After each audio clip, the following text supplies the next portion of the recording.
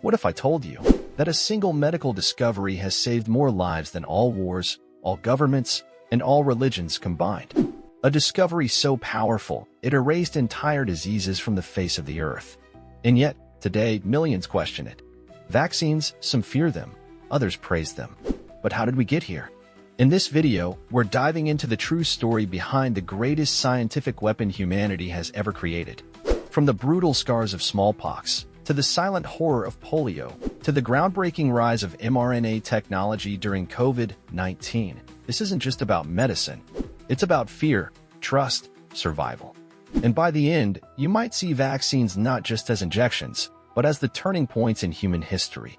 Stay with us, because what you're about to learn might just change how you see the world. Today, vaccines are so common, so routine, that many forget how close humanity once stood to the edge of extinction. For thousands of years, diseases ruled our lives unchecked, unstoppable. Smallpox alone killed over 300 million people in the 20th century. Polio paralyzed children in the blink of an eye. Measles, diphtheria, tetanus, they weren't distant threats. They were part of everyday life. Families watched loved ones vanish within days, sometimes hours. And there was nothing, absolutely nothing, they could do. But then, something changed. A global shift began. With science came hope. In the mid-20th century, a quiet revolution started in laboratories, hospitals, and makeshift clinics around the world. Slowly, steadily, vaccines turned the tide. They didn't just treat symptoms, they taught the body to defend itself, rewriting the rules of survival. Today, we live in a world where children in most countries will never see polio, where smallpox has been completely eradicated, where diseases that once ravaged entire continents are now footnotes in history books. But while the science advanced, so did the questions. How safe are vaccines, really? Can we trust the pharmaceutical giants? Why are some voices so loud in opposition, despite overwhelming evidence? In the age of misinformation and social media, fear spreads faster than any virus. And yet, we're standing on the edge of something even greater. New technologies like mRNA vaccines are reshaping our understanding of immunity, not just to fight pandemics, but to potentially target cancer, HIV, even autoimmune diseases. We are living in an age of extraordinary scientific potential, but also growing doubt. This story is about that tension, about what we've gained, what we risk losing, and why the fight against disease is no longer just a battle of biology, but a battle of belief. It began with a monster, invisible, merciless, ancient. Smallpox didn't just kill, it disfigured, blinded, and branded its survivors for life. Entire civilizations crumbled under its weight. Pharaohs, kings, peasants, no one was spared. By the 18th century, it was slaughtering nearly 500,000 people in Europe every single year. And there was no cure. But in the English countryside, a quiet observer named Edward Jenner noticed something strange. Milkmaids who had contracted a mild disease called cowpox never seemed to catch smallpox. Curious, he did the unthinkable. He took pus from a cowpox sore and inserted it into the arm of an 8-year-old boy. The boy fell ill, but didn't die. Weeks later, Jenner exposed him to smallpox and nothing happened. He was immune. It was a radical idea that exposure to one disease could protect against another. Jenner called it vaccination, from vacca, the Latin word for cow. At first, people were horrified. Many mocked him. Some believed it was unnatural, even satanic. But the results spoke louder than fear. Over time, his method spread, improved, and evolved. And so began humanity's first real war against disease, not with prayers, not with potions, but with science. But smallpox was just the beginning. In the shadows, other killers were waiting. Polio crawled through summer pools and playgrounds, paralyzing without warning. Measles swept through schools like fire. Each time, scientists pushed forward. Each time, society questioned, resisted, hesitated. And now, as new threats emerge, from lab-grown pathogens to engineered viruses, the same questions echo again. Will science be enough? Or will fear win this time? Because what started in a sleepy English village might be the only reason we still have a future to fight for. Smallpox may be gone, but the story is far from over. In fact, today's world faces threats that are faster, smarter, and more unpredictable than ever. In 1988, the world stood on the brink of eradicating polio. But over 3 decades later, it still haunts regions of Afghanistan and Pakistan. Why? War. mistrust, misinformation. In Nigeria, it was a single rumor that the vaccine caused infertility that stalled an entire nation's campaign. Within months, polio exploded across borders, reaching over 20 countries. And then came COVID-19, a virus that shut down the world in weeks. Hospitals overflowed. Cities turned silent. Over 6 million lives lost officially. The real number? Likely far higher. And despite unprecedented scientific speed, the vaccine rollout became a battlefield of politics, fear, and fake news. In the US alone, hundreds of thousands refused the shot. Some died with ventilators in their lungs, still denying the virus was real. But the danger doesn't stop with human behavior. Climate change is shifting ecosystems, thawing ancient viruses in Arctic ice. Antibiotic resistance is rising, turning once curable infections into silent killers. And synthetic biology? It's now possible to design a virus in a lab and release it with the click of a button. A single act of sabotage, a miscalculation, a rogue actor. In a hyper-connected world, a pathogen can cross the planet in less than 24 hours. What took smallpox centuries to achieve, a modern virus could do in days. And vaccines? They remain our first and last line of defense. But what happens when people no longer believe in them? What happens when science moves faster than trust can follow? The threat isn't coming, it's already here. The only question now is whether we're ready for what comes next. Here's something most people don't realize. The COVID-19 vaccines weren't just a response to a crisis. They were a scientific breakthrough decades in the making. And the twist? The idea behind them came not from fighting viruses, but from cancer research. In the early 1990s, scientists began experimenting with messenger RNA, tiny strands of genetic code that act like instructions for your body's cells. The goal was simple and revolutionary: teach your own cells to create specific proteins that could trigger an immune response. But the early experiments failed again and again. The mRNA was too fragile. The body destroyed it before it could do anything. Funding disappeared. Papers were rejected. Some researchers were told, flat out, this will never work. But a few kept going. Quietly. Relentlessly. And then, it did work. A way was found to shield the mRNA using lipid nanoparticles, fat bubbles that protect it long enough to deliver its message. When COVID hit, this once-dismissed technology was ready. What used to take 10 years to develop was done in 10 months. A miracle? Maybe. But not without controversy. Some worried it was too fast. Too new. That it hacked the body in a way we didn't fully understand. But here's the truth. The mRNA doesn't change your DNA. It doesn't stay in your body. It simply teaches, then disappears. Like a teacher leaving the classroom after the lesson is learned. And now, that same technology is being explored to fight malaria, HIV, even pancreatic cancer. But here's the question we must ask. If science just proved it can rewrite how our bodies defend themselves, could it also be used to rewrite us? Where does prevention end and manipulation begin? Because the line between healing and controlling has never been thinner. Today, we stand on the edge of a new era in immunology, where vaccines aren't just tools to fight infection, but platforms to reshape human health entirely. Scientists are now developing universal flu vaccines, ones that could protect us for a lifetime, not just a season. At the same time, researchers are engineering personalized cancer vaccines, tailored to an individual's unique tumor profile. Imagine a future where the moment you're diagnosed, your body is trained to destroy the threat before it spreads. And this isn't science fiction, it's happening now in clinical trials, hospitals, and labs around the world. mRNA is at the center of it all, acting like software for the immune system. Scientists can now design a vaccine in days using computer models and genetic sequencing.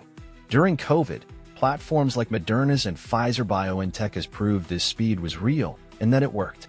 But beyond infectious disease and cancer, researchers are also exploring mRNA to treat autoimmune conditions like multiple sclerosis and even repair damaged heart tissue after a heart attack.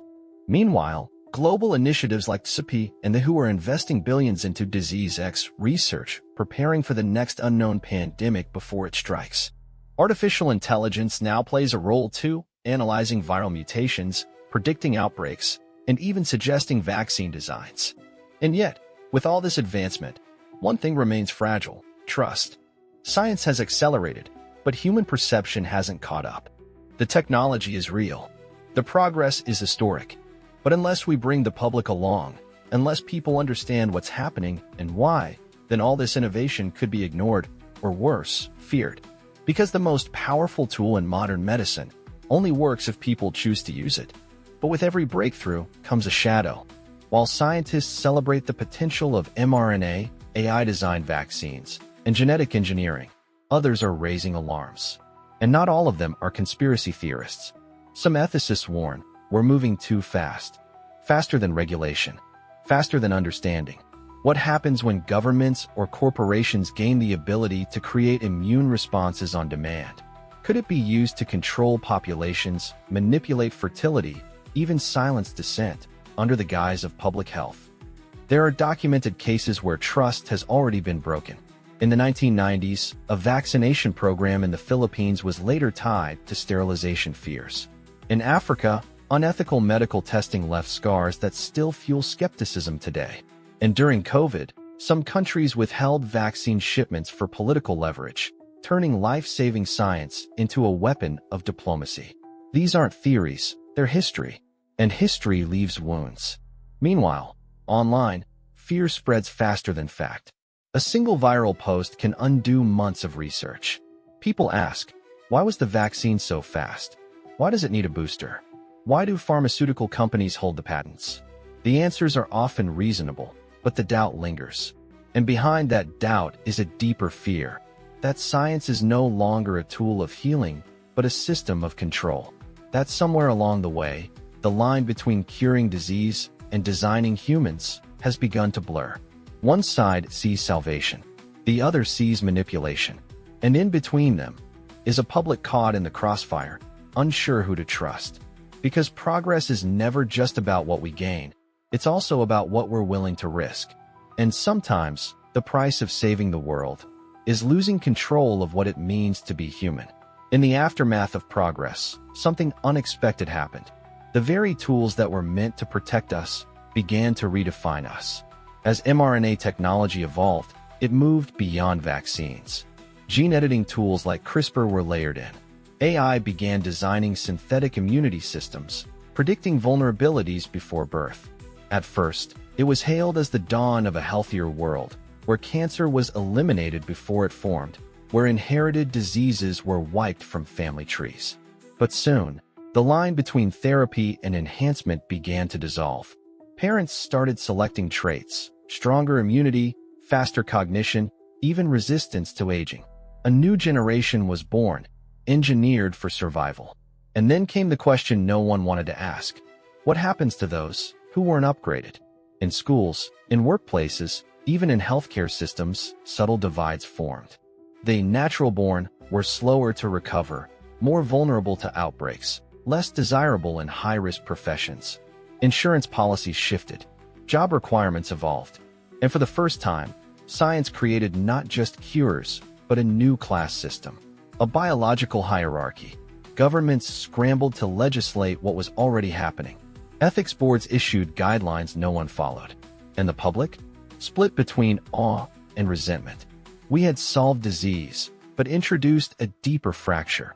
The fear of being left behind by our own creation. The world didn't end in flames or virus. It changed in silence.